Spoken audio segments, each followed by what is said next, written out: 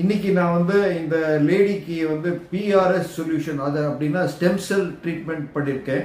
அவங்களோட முழங்கால் வலிக்காக. இடது கால் தான் ரொம்ப ஜாஸ்தி வலிச்சிட்டு இருந்தது. அதில் தான் ஸ்டெம் செல் ட்ரீட்மெண்ட் பண்ணியிருக்கேன். வலது காலில் கொஞ்சம் கொஞ்சம் வலி வரும். அதுக்கும் வந்து பிஆர்பி இன்ஜெக்ஷன் போட்டிருக்கேன். அவங்களுக்கு ரொம்ப நாளாகவே வலி இருக்கு.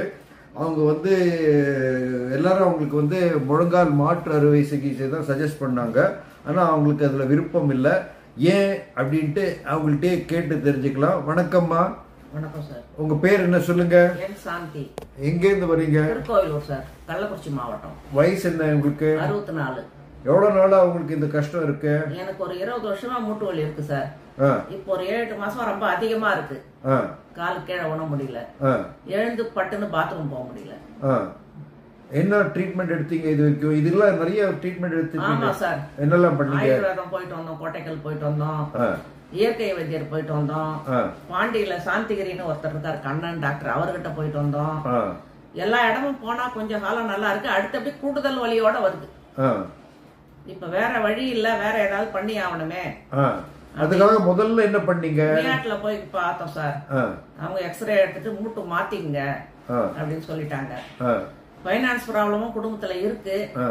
மூட்டு மாத்திரம் நம்ம கூட ஒரு 3 மாசத்துக்கு இருக்க லேடிஸ் யாரும் இல்ல. அவங்கவுங்க குடும்பத்தை அவங்கவுங்க பாக்குறாங்க. பிள்ளைங்க பயிடும் போது வீட்டுக்காரர் வேலைக்கு போறாரு. எங்க வீட்டுக்காரர் தான் என்ன பாத்துக்கணும். டயபெட்டிஸ் இருக்கு, பிபி டயபெட்டிஸ் எங்க 2 பேருக்குமே இருக்கு. அதனால என்ன பண்ணலாம்னு மண்டையை போட்டு கசக்கி கசக்கி யூடியூப்ல சார் பேர் வந்தது, என் பேர் வந்தது. ஆமா சார். அத பாத்துட்டு என் பிள்ளைக்கு, எங்க அண்ணன் பிள்ளை எல்லாம் கொஞ்சம் விவரம் தெரிஞ்சவங்க, நல்லா படிச்சவங்க, அவங்களுக்கு போன் பண்ணேன். அவங்க பாத்துட்டு சாருகிட்டே நீங்க பண்ணிக்கலாம் அப்படின்னு எனக்கு ரெக்கமெண்ட் பண்ணாங்க. அப்புறம் வந்து இப்ப பண்ணிக்கிட்டேன். இன்னைக்கு ஆபரேஷன் ஆயிடுச்சு. நேத்துக்கு வந்தீங்க? ஆமா சார். இன்னைக்கு பண்ணிட்டோம். ஆமா சார். எப்படி பண்ணோம் அத?